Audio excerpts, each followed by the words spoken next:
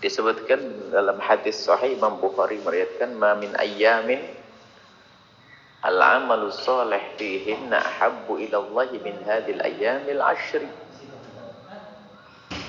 Nabi pernah menyebutkan tidak ada hari-hari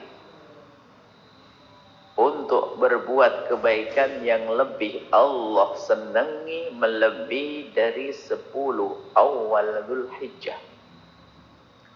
Jadi kalau ingin beramal baik yang sangat disenangi oleh Allah, ya 10 awal Dzulhijjah.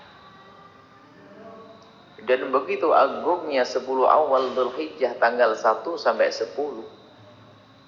Sampai disinilah perdebatan para ulama, mana lebih bagus antara 10 akhir Ramadan dengan 10 awal Dzulhijjah. Bayangkan, perbandingannya bukan hari-hari biasa.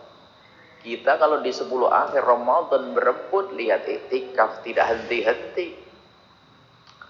Terus beribadah karena kita ngerti kemuliaan 10 akhir Ramadan. Tapi kita lupa Nabi pernah menyebutkan tidak ada hari-hari yang lebih bagus daripada 10 awal Dzulhijjah.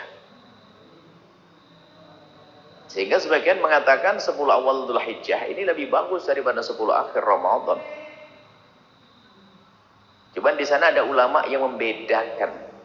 Bicara tentang hari, bicara tentang malam. Kalau malam terbaik adalah malam 10 akhir Ramadan. Kalau hari terbaik adalah hari 10 awal Dzulhijjah. Artinya dua-duanya adalah hebat. Perbedaannya antara siang dan malam. Sampai dikatakan walal jihad fisabilillah. Jihad pun tidak bisa mengalahkan amalan yang dilakukan di 10 awal Dzulhijjah, ya Rasulullah. Oh tidak, jihad pun tidak bisa mengalahkan. Kecuali rajulun kharaja bimalihi wa nafsi, kecuali orang punya kekayaan dicurahkan untuk jihad dan dia juga keluar, habis hartanya, mati di medan laga orangnya. Baru itu nyamai kebaikan-kebaikan yang bisa dilakukan di 10 awal Dzulhijjah. Dan di 10 awal Dzulhijjah ini memang semua amalan yang ada sepanjang tahun itu tersimpulkan di 10 awal Dzulhijjah. Tidak sebaliknya. Ramadan adalah bulan istimewa. Bulan luar biasa. Tapi nggak ada haji, nggak ada korban. Tapi kalau 10 awal Dzulhijjah lihat ada haji, ada korban, ada puasa Arafah ada, sholat juga ada.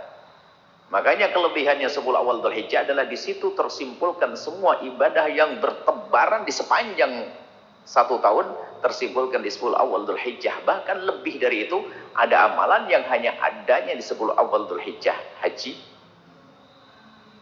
sama menyembelih korban. Kemudian di situ juga ada puasa. Nah, maksud kami ini pernah kami singgung kemarin di majelis Ahad, akan tapi untuk kami ulang ini agar lebih mantap lagi.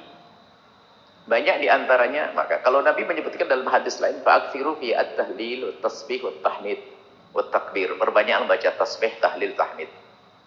Baca subhanallah, subhanallah, alhamdulillah, alhamdulillah. Ini memperbanyak zikir itu dalam kesehari-harian kita.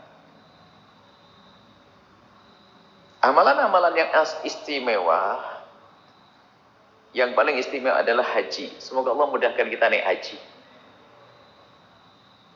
Kalau ternyata kita digolongkan orang yang belum punya dana untuk naik haji, penting rindulah untuk mendapatkan pahala haji.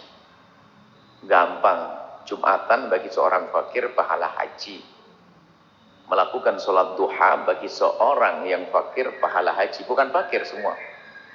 Dan hakikat pahala bukan basa-basi, pahala sesungguhnya.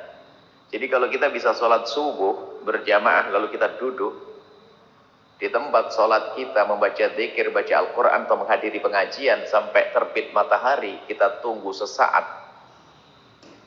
Fayusalli raka'ataini, kemudian sholat 2 rakaat, sholat duha, karena lahu ajrul hajjati wal umrati tamatani, maka orang itu mendapatkan pahala haji dan umroh.